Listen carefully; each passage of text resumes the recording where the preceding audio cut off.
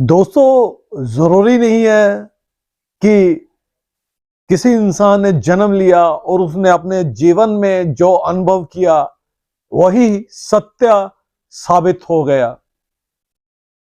बात कर रहा हूं यहां पर मैं ओशो की, ओशो रजनीश की, जो कि बहुत बड़े दार्शनिक हुए।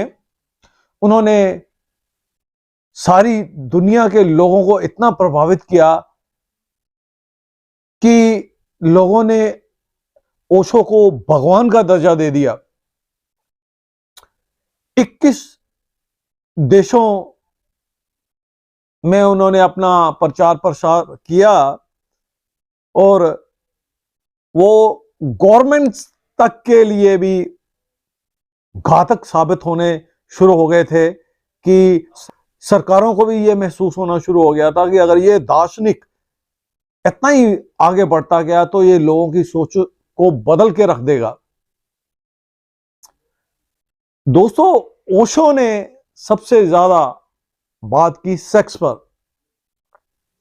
ओशो ने सबसे ज्यादा बात की हर उस मुद्दे पर जो जिसके बारे में लोग अक्सर सुन सुनकर इतना पक चुके थे और उसको सत्य मान चुके थे। तो ओशो ने सब को तोड़ते हुए उनके उलट बोला। तो लोगों को जो ठीक लगा, अच्छा लगा, क्योंकि आम जिंदगी में अगर आप देखें तो अगर एक हीरो, नायक भी अगर विलन का किरदार करता है, हीरो विलन का किरदार अदा करता है, तो लोगों को पसंद आता है। तो ओशो ने भी ऐसा ही कुछ किया, अभी उलट बोला, लोगों को पसंद आना शुरू हो गया। ओशो ने हर रीति रिवाज पर, हर संत महात्मा की विचारधारा पर बात की,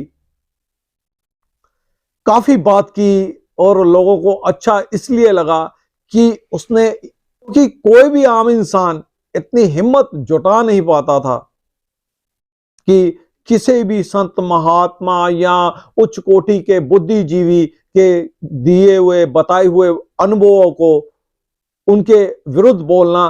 क्योंकि अक्सर हम मनुष्य लोग, जो हम आम साधारण इंसान हैं, वो सोचते हैं कि हमारी इतनी उच्च कोटि की बुद्धि नहीं है। जो इन दार्शनिकों ने या उच्च कोटि के बुद्धिजीवियों ने हमें बताया वही सत्य है। ओशो ने सबसे ज्यादा बात की सेक्स पर, और सेक्स के लिए सारी दुनिया ही परेशान भी है और उत्सुक भी रहती है। यहां तक देखा जाए तो कीट पतंगे, जीव जंतु और पेड़ पौधे तक भी इस में अपनी तृप्ति ढूंढते हैं। क्योंकि ये बातें सिर्फ घरों के अंदर ही थी, ओशो ने इसको खुलेआम कहना शुरू कर दिया। जब ये खुलेआम कहना शुरू कर दिया, किसी ने अभी तक हिम्मत नहीं जुटाई थी कि अगर आपकी सेक्स करने की भावना है, आपकी सेक्स करने की चाहत है, तो आप उसको खुलकर आनंद लीजिए, उस पर खुलकर चर्चा कीजिए, उस पर खुलकर बातें कीजिए, ताकि आप उससे ऊब जाएं और फिर जाके अपनी समाधि में लीन हो। तो लोगों को ये बहुत ही पसंद आया।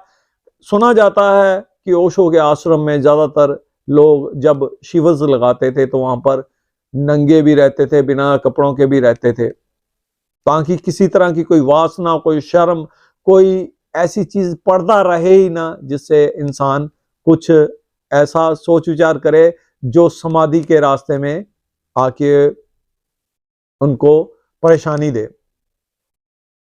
ओशो ने ऐसी ऐसी बातें कही जो सारी विचारधाराओं के उलट थी, और उनको उसने इस तरह टकराव दिया कि लोगों को पसंद आता गया। हर कंट्री में जहां पर ओशो जाते रहे, वहां पर जो विचारधारा थी, उनकी विचारधारा को पढ़ के, उन्होंने विचारधारा को सुनकर उनके उलट बोला। लोग चूंकि काफी सालों से उसी विचारधारा का अनुसरण कर रहे थे, जब उनके उलट सुनना शुरू किया तो काफी प्रतिशत लोग उत्सुक हो गए। भी ठीक है, भी ये इंसान ठीक कह रहा है। क्योंकि जब एक परंपरा लाद दी जाती है तो वो बोझ लगने लगती है। इसी तरह ओशो ने सेक्स पर खुल के चर्चा की और लोगों को जी भर के इसमें डूबने के लिए भी कह दिया, क्योंकि हमारे हिंदुस्तान में खास करके भी इस पर चर्चा करना, बातें करना एक शर्मनाक बात मानी जाती थी और मानी जाती भी है। एक पर्दादारी है, और लेकिन फिर भी लोग इतने उत्सुक रहते हैं कि सबसे ज्यादा जल्दी जनसंख्या भारत की बढ़ी थी और बढ़ रही है। तो दोस्तों, एक बात आप भी हमेशा याद रखें कि जो पुरानी परंपराएं हैं उनका टूटना भी जरूरी है, नहीं तो नई विचारधारा कभी नहीं आ सकती। ओशो ने जो कुछ भी उलट बोला, जो कुछ भी कहा, उस समय और परिस्थितियों के अनुसार बोला, ताकि लोग अपनी विचारधारा को बदल सके और आने वाले समय में आगे बढ़ सके। ओशो ने आत्मा पे भी बात की और शरीर पे भी बात की। ओशो ने संत महात्माओं पर भी बात की और राजनीतिज्ञों पर भी बात की। लेकिन हम लोग सिर्फ यही जानते हैं कि ओशो ने ज्यादातर सेक्स की बात की है, क्योंकि आज से 15-20 साल पहले मैं ओशो रजनीश की किताबें पढ़ता था, तो जो भी मेरे पास कोई मित्र आते थे तो वो हंस दिया करते थे।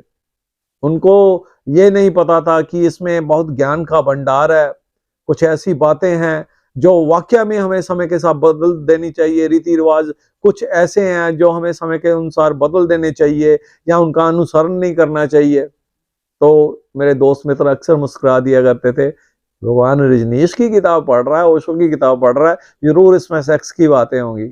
आपका साथ चाहिए और समय के अनुसार जो विचारधाराएं पुरानी हो चुकी हैं उन पर थोड़ी चर्चा की जाए।